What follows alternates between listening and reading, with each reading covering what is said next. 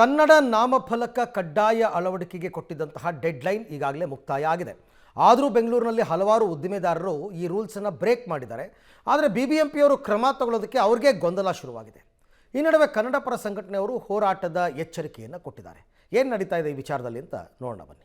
ಕಡ್ಡಾಯ ಕನ್ನಡ ನಾಮಫಲಕ ಡೆಡ್ಲೈನ್ ಅಂತ್ಯ.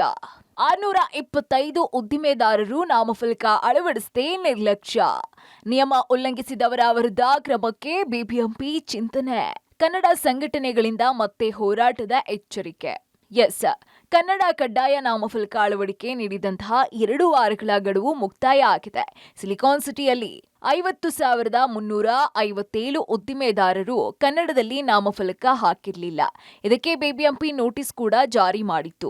ಆದರೆ ಇನ್ನೂ 625 ಮಂದಿ ಗಡುವು ಮುಗಿದ್ರೂ ನಾಮಫಲಕ ಅಳವಡಿಕೆ ಮಾಡಿಲ್ಲ. ಹೀಗಾಗಿ ನಿಯಮ ಉಲ್ಲಂಘಿಸಿದ ಉದ್ದಿಮೆದಾರರ ಪರವಾನಗಿ ರದ್ದು ಮಾಡೋದಕ್ಕೆ ಬಿಬಿಎಂಪಿ ಸಜ್ಜಾಗಿದೆ.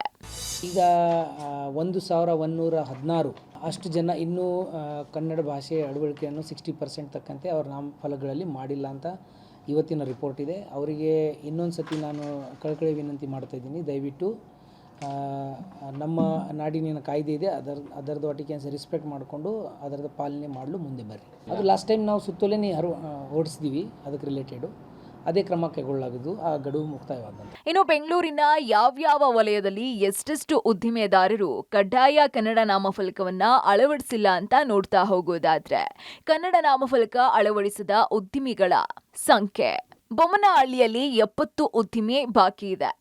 ಇನ್ನು ದಾಸರಹಳ್ಳಿಯಲ್ಲಿ 26 ಬಾಕಿ ಇದೆ. ಪೂರ್ವ ವಲಯದಲ್ಲಿ 147 ಬಾಕಿ ಇದೆ. ಇನ್ನು ಮಹದೇವಪುರದಲ್ಲಿ 74 ಬಾಕಿ ಇದೆ.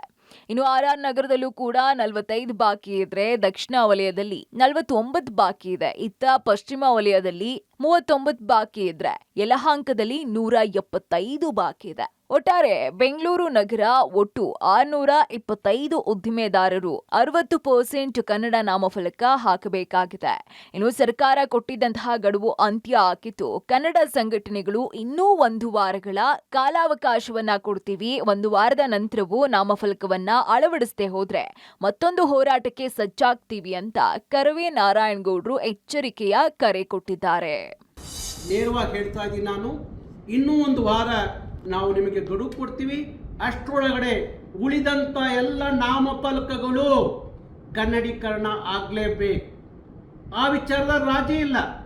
ಬೆಂಗಳೂರು ಅಷ್ಟೇ ಹೇಳ್ತಾ ಇಲ್ಲ ನಾನು, 31 ಜಿಲ್ಲೆಯಲ್ಲೂ ಎಲ್ಲ ನಾಮಫಲಕಗಳು 60% ಕನ್ನಡವನ್ನು ಬಳಸಬೇಕು ಅನ್ನೋದರಲ್ಲಿ ರಾಜಿ ಇಲ್ಲ. 20ನೇ ತಾರೀಕು ನಮ್ಮ ಕಾರ್ಯಕರ್ತರು ದ್ವಿಚಕ್ರ ವಾಹನದಲ್ಲಿ ಬೀದಿಯಲ್ಲಿ ಹೋಗಬೇಕು ಅನ್ನೋ ತೀರ್ಮಾನ ಮಾಡಿದ್ದಾರೆ.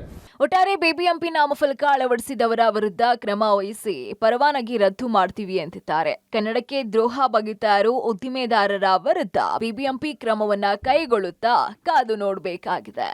Lokesh Kodgadala, public TV.